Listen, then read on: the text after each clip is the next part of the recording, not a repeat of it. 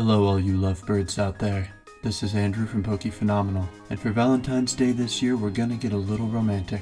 I'm glad you're here to join me as we embark on a hardcore wedlock of Pokemon Fire Red and Leaf Green, a passionate tale of love, lust, and loss that I'm sure will ignite a burning desire in the hearts of even the greatest cynics.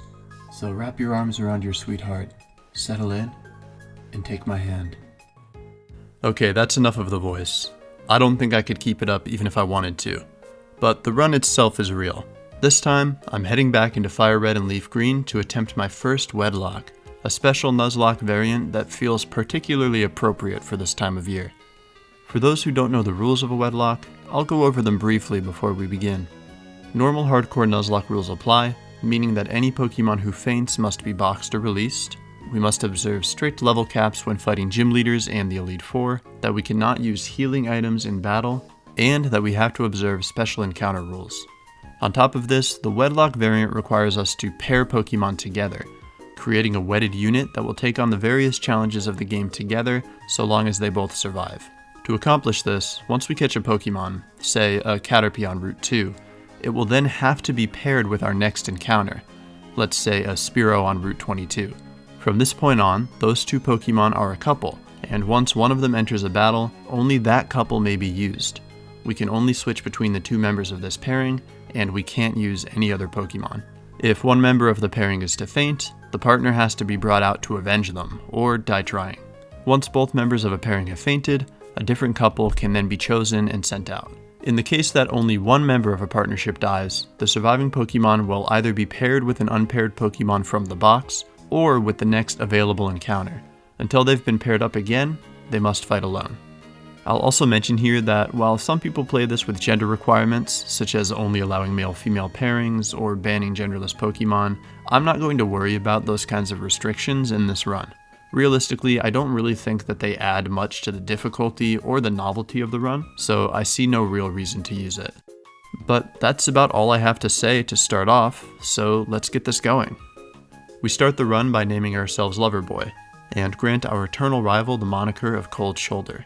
Based on our trainer ID, we'll be picking Squirtle, and although it feels like we've been using him a lot lately, we gratefully pick him up at Oak's office, naming the handsome bachelor on the lookout for a partner, Bo. After beating the rival and picking up Oak's parcel to exchange for some Pokeballs, we start matchmaking, picking up Belle the Pidgey on Route 1 as Bo's partner. After this, we add the pair of Tess the Rattata and Troy the Mankey from Routes 2 and 22 respectively, and also catch Flextape the Weedle in Viridian Forest, who will have to remain a bachelor for now. With Squirtle as our starter, there's really no need for strategy at this point in the game, and we go straight to Brock, where Bo lets Belle rest her wings while he finishes him off, earning us the Boulder Badge. After Brock has been dealt with, we head toward Mount Moon, the power couple of Tess and Troy handling the trainers with ease. Here, Flextape's adventures on Bumble finally pay off, and he pairs up with his partner Floop. In Mount Moon itself, we also add Zaz the Zubat to the box, and beat the Rocket Grunt with no issues.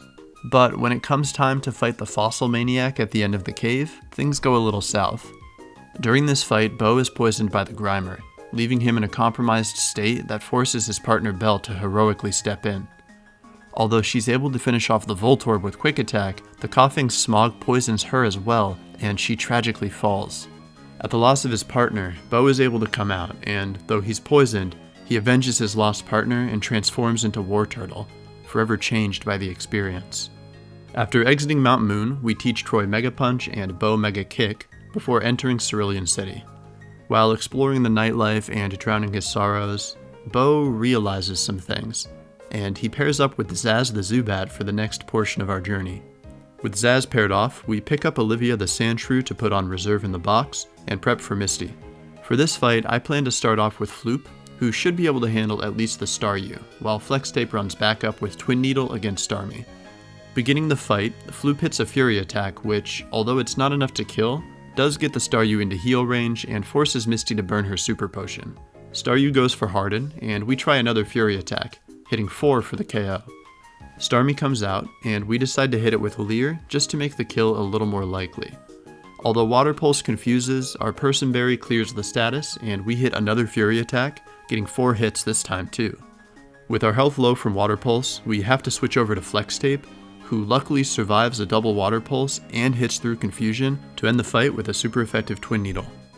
Having beaten Misty, we stomp Cold Shoulder with Tess in front of Nugget Bridge, speed through the trainers, and decide not to pick up any encounters north of Cerulean for now. We then get the SS Sand ticket from Bill and head south for Vermilion, picking up Wiggle the Pidgey on Route 15, who pairs up with Olivia in the box. On the way to Vermilion, Camper Jeff gets a crit quick attack with his Raticate, and we unfortunately lose Floop. Although we pair Flex Tape up with Indigo the Meowth from the same route, he's never quite the same, and we won't be seeing him for the rest of the run. Once we're in Vermilion, I take stock of the team and realize we're in pretty rough shape for Surge, given our heaviest hitters are water and flying types. With this in mind, I decide to add a new couple to the team, catching V the Diglett in Diglett Cave and Cecilia the Drowsy on Route 11. After sweeping the rivals team with Tess again, we pick up the Cut HM, and I let the couples of Bo and Zaz and Flex Tape and Floop stay on the SS Sand for an extended cruise vacation, instead adding the pairings of Olivia Wiggle and V Cecilia to the team for this gym. We train up for Surge, but don't do much else before entering the gym. With 2 ground types on the team, the only real strategy is to put some cherry berries on V and Cecilia and go in. Starting with V, we take out the first Voltorb with a magnitude 6, before tanking a quick attack from Pikachu and then dealing with it with an even stronger magnitude 7. Raichu comes in next, and we hit another magnitude 7, which is nearly enough to take it out. Raichu hits one double team successfully, but we're lucky enough to get 2 more middle of the road magnitudes to finish it off and defeat Lieutenant Surge. With the danger of the Surge fight behind us, we swap Olivia and Wiggle off the team and bring back Bo and Zaz, who lead us to Rock Tunnel with no issues. Outside of Rock Tunnel itself, I catch a Voltorb, who I decide to name Rocco in honor of Rollout, one of my favorite moves. Once inside Rock Tunnel, we pick up Rocco's partner, a Geodude who I, in a stroke of comedic genius, decide to name Electro. Although the Orbular duo has to go into the box for now, I get the feeling they're going to be an important asset to us later on, but that's just a feeling. Alternating between Cecilia V and Bo and Zaz, we make it through Rock Tunnel without any danger, and head over to Celadon City, where a Bellsprout who I name Robe Chemist nearly takes out Cecilia before we're able to catch it. We catch this Pokemon mostly to keep up the trend of having one non-paired Pokemon in the box whenever possible, and also because it doesn't hurt to have a Grass Poison type in the ranks. We decide to keep the same team going into Erica, which is our next major fight, and take her on with the Zaz and Bo pairing. It's a risky strategy given the fact that Bo is a water type, but relationships are founded on trust, and so are Nuzlocke's.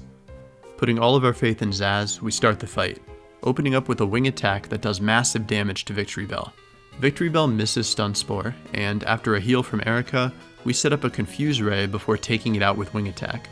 Tangela goes down to a single wing attack, and she sends out the Vileplume. Based on our experience with Victreebel, we start off with Confuse Ray, which gets us an immediate self-hit on the Vileplume. Erica decides to use a full heal at this point, but it doesn't really matter, as a wing attack is enough to take it out in one. After training up to be a little closer to our new level cap, we next fight our way through the Rocket Hideout, tearing through the grunts and even the boss Giovanni with Cecilia and her massive special attack stat. Once we've retrieved the Sylph Scope, we head into the Pokemon Tower, where the unstoppable Bo and Zaz pairing dominate our rival, with Cecilia guiding us the rest of the way through. While we're in here, we catch Jules the Ghastly, just in case we decide we want a Gengar later on. Now that the Pokeflute is in our possession, we head down to Fuchsia City and go straight for the Safari Zone. Here, we add Yvonne the Nidoran to our team, grab any items we need, and pick up the Surf HM. After grabbing Strength from the Warden, we begin prepping for Koga, leveling up, teaching Strength to Tess and Troy, learning how to surf with Bo, and giving Cecilia and Vi Pecha Berries. Although it may seem risky to go in with the pairing that includes V, Psychic is too strong to pass up, and I go for it anyway, praying that Cecilia's abilities will be enough to see us through. Koga starts with a Coughing, which Cecilia one-shots with Psychic, before switching into his Muck.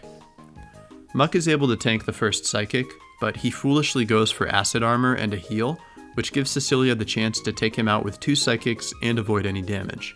The next Coughing goes down to a Psychic, just like the first, and we learn that even the Wheezing isn't strong enough to tank a hit from Cecilia, who perfects the fight without taking any damage. After Koga, the boss fights stack up pretty quickly, and we immediately head to Silphco to take on Cold Shoulder once more. He starts with Pidgeot, and we bring in Bo, who takes his opponent out with Surf. Cold Shoulder wisely switches into Venusaur, and we bring out Zaz to combat it. Zaz falls asleep, but for some reason, the Venusaur keeps using Sweet Scent, and so we're able to wake up for free and get a wing attack. Cold Shoulder apparently also wakes up at this point and starts using Razor Leaf, but it's too late, and we take it out.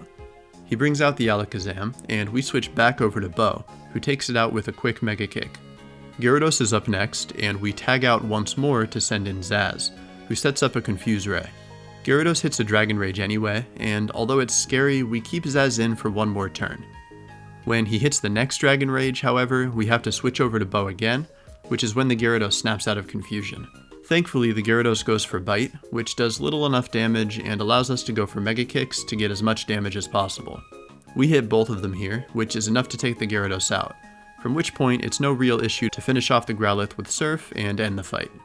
Giovanni is up next, and we decide to start off with V, mostly because our other Pokemon are starting to get close to the level cap, and since she's paired with Cecilia, if things do go wrong, we'll at least have a special attacker who's strong against poison, waiting for the assist.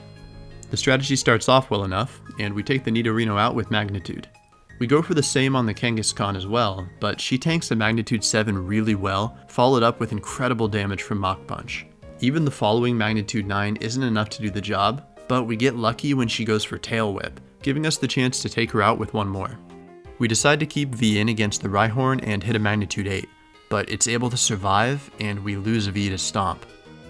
Cecilia comes out, and in a blind rage at losing her partner throughout the entire run, unleashes a nightmare on his remaining Pokemon, knocking Giovanni into the next life. I often have a tendency to overestimate Dugtrio's survivability, and so this loss was mostly my fault. But at the very least, Cecilia was there with V at the end, and she's able to see her off into paradise. For the time being, I decide to let Cecilia wait this one out in the box and grieve, and finally add Rocco and Electro to the team, as it's going to be their time to shine versus Sabrina. But before we face off against Sabrina, I want to take a quick trip to the strategy corner to talk about what my plan is here. For how different they are, Electrode and Graveler have a few key similarities in their movesets that I'm hoping will synergize to make the fight against Sabrina, and specifically her Alakazam, possible.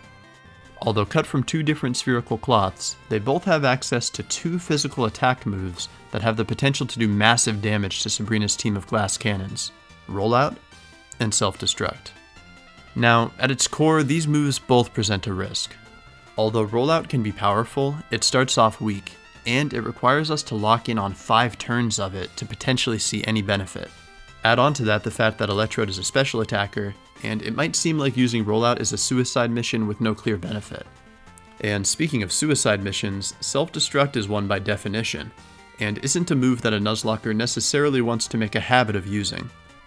But I'm a dreamer, and I think both of these moves have their uses. No matter how much Eric and Mike might shame me for doing so, I believe in Rollout, and I believe in Rocco and Electro. So, the strategy for this fight is simple. Set up Light Screen with Electro to tank more hits, select Rollout, and pray. And if that doesn't work, Self-Destruct is always an option. Rocco holds his body high and heads into the fight, setting up Light Screen to start things off. Sabrina's Kadabra goes for Calm Mind, and we begin rolling out. The first hit, of course, does minimal damage, and Kadabra goes for Calm Mind again. Unfortunately, the second hit of Rollout doesn't quite do it, which guarantees that, as long as she holds onto it until the end, we won't have enough rollouts to take out the Alakazam. Oops. At the very least, Sabrina burns a heal here, after which we become unstoppable, taking out Kadabra, Mr. Mime, and Venomoth with one rollout each. Finally, Sabrina sends out her big hitter, and we try to set up another Light Screen to prolong the inevitable, but it's no good. The Alakazam hits a crit Psychic, and Rocco goes down. I can't believe that didn't work. But we're not done yet. There are very few ironclad truths in this world, but there are some. The sky is blue. The Tarzan soundtrack slaps way harder than it has any right to. RC Cola is the best cola brand. And Electro is a fucking baller. He comes in seeing red, cradling his lover's body in his arms. And when he looks at Sabrina's Alakazam, he can think of nothing but revenge. He doesn't need to say anything to communicate what he's thinking. You shouldn't have done that. and now you're next. And with a warrior's resolve, he self-destructs, sacrificing himself to avenge Rocco, the two of them moving into the vast beyond in each other's arms. Hey, I guess rollout can work, so long as you have some kind of insurance. Now that Sabrina and her gym have been blown off the map, we have some new spots open on the team. Cecilia has had a little time to take in what happened to V, and so she's finally ready to accept Yvonne as her new partner, once we've leveled her up. On the way down to Cinnabar, we catch Moki the Tentacool, who immediately pairs up with Zane the Grimer in the Pokemon Mansion. We grab the secret key here, and once we do, are ready to face off against Blaine. We started this run with Blastoise, so I'm sure you can imagine how this one goes, and 5 Surfs is all it takes to earn us the Volcano Badge. Neat. Next, we run up to Viridian City and face off against the gym, making no changes to the team and sweeping Giovanni just as easily as we did Blaine. This is so easy. With the Kanto Gym Challenge completed in anticlimactic fashion, we defeat Cold Shoulder on Route 22, a fight which is made easy by Cecilia's combination of Hypnosis and Psychic, and we're ready to make our way to Victory Road. But before we do that, I decide that it's time to finish rounding out the team. I let Tess and Troy retire together in the box, so that we can strategically add our final pairings to the team before the Elite Four, catching Trish the Dodrio west of Celadon, and pairing her with Logan the Slowbro, who we catch before Victory Road. With everyone now accounted for, we run up, grab some berries, finish Victory Road, and train up. After buying our items and making sure our movesets are settled, these are the couples we decide to face the Elite Four with. Bo the Blastoise and Zaz the Golbat. 2 sweet guys who found themselves in each other, with dark pasts that are overshadowed by the bright future they see together.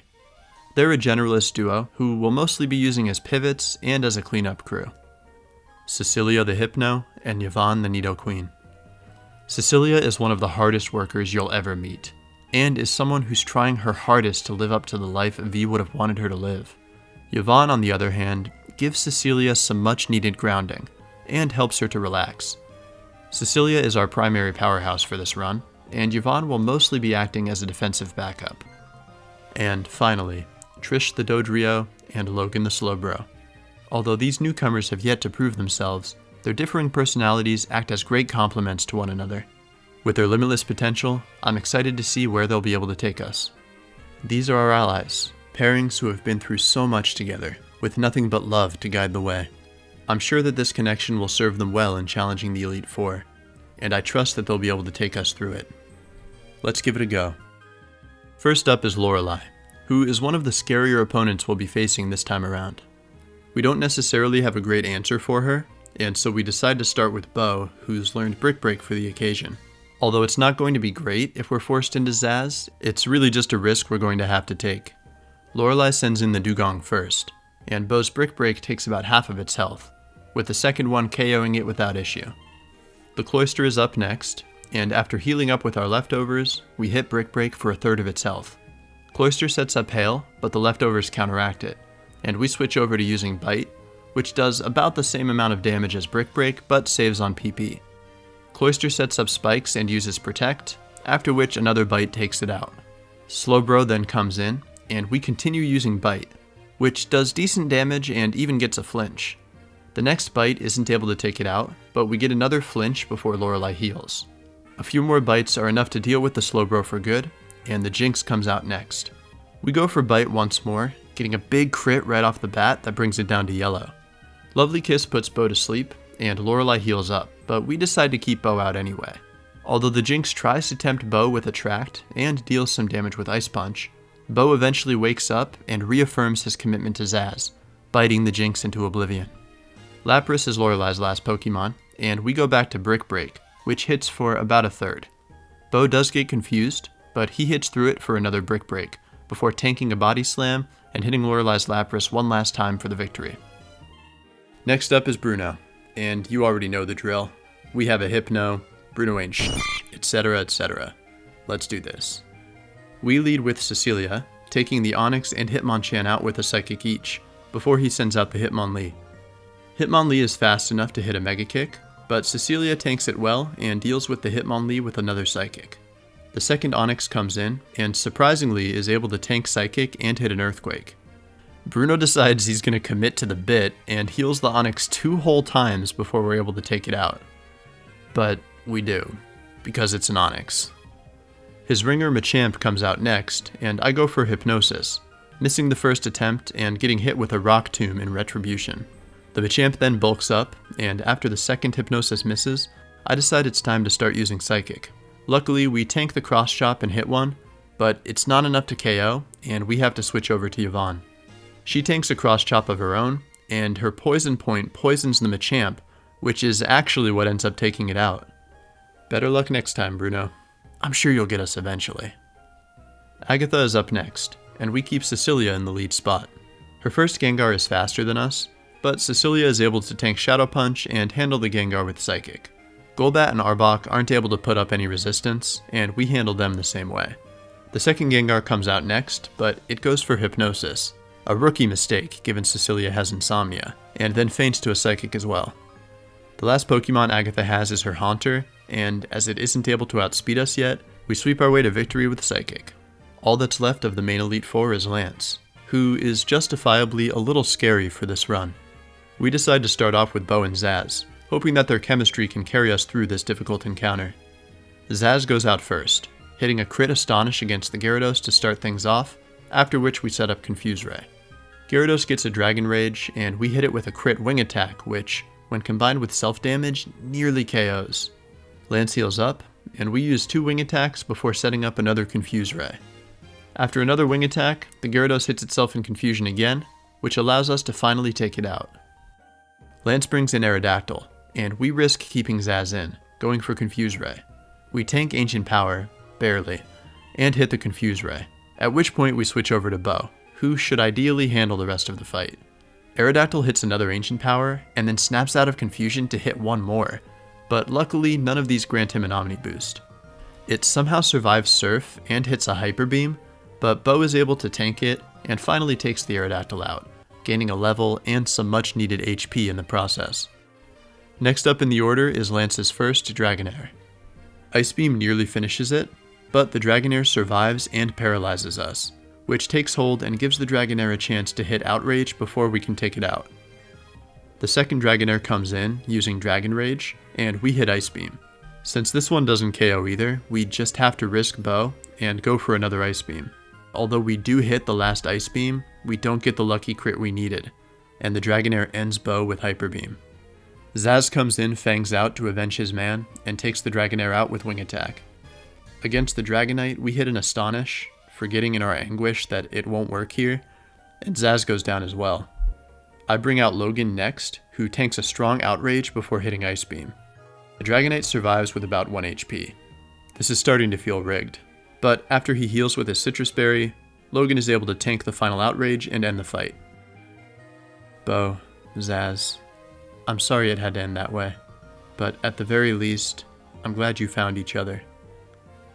Our final challenge is up, and we have a pretty decent team for facing off against Cold Shoulder. I elect to start with Yvonne, who, being equipped with Attract and Thunderbolt, should be a solid opener. As the curtains open, we send Attract immediately, and get an immobilization turn straight away.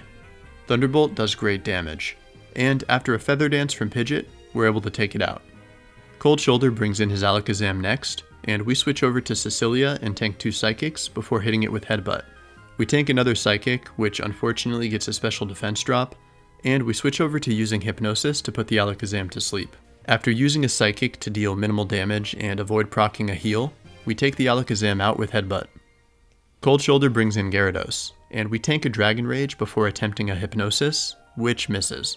Luckily, we're able to hit the next one, but our luck quickly turns around as the Gyarados gets a first turn Wake and hits a critical Hydro Pump to take Cecilia out. There's not much we could have done there. Yvonne comes in for revenge, and we go for Attract, hoping to buy ourselves some time. Our follow-up Thunderbolt does a lot of damage, but it doesn't quite KO, and after missing Hydro Pump, Cold Shoulder heals his Gyarados. We hit another Thunderbolt to proc the second heal, after which we're able to hit 2 more and take the Gyarados out. Cold Shoulder sends in the Rhydon, and we go for Attract one more time, but still get hit with a Scary Face. At this point, we have no real choice but to go for Dig, which takes nearly a third of the Rhydon's health. After an immobilization turn, we hit the second Dig, and then get hit with one more scary face to become the slowest Nidoqueen of all time. Luckily, however, we're still able to hit our third dig and take the ride on out. Cold Shoulder brings in Arcanine, dropping our attack with Intimidate, and we go for Attract. Arcanine hits a flamethrower through it, and annoyingly gets the burn. I decide to try out Dig, even with the attack drop, just to see how much it does. Not a lot. And then switch over to Thunderbolt, which also does minimal damage. We get lucky with Immobilization, and take the Arcanine's health down to the yellow, but Cold Shoulder decides to use another full restore. Yvonne's petty, and she hits a crit Thunderbolt followed by another Thunderbolt that paralyzes, which finally forces Cold Shoulder to burn his last full restore.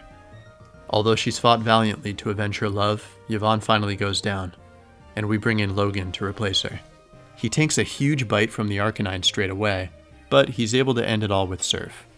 Cold Shoulder sends out his final Pokemon Venusaur, and we go for a cheeky Amnesia, hoping to bulk up our defense and end everything with Logan.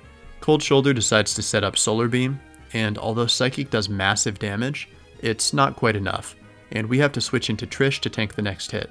It does a lot of damage, but after healing up with a calculated Citrus Berry, Trish finishes the fight with Drill Peck, and we beat the Nuzlocke.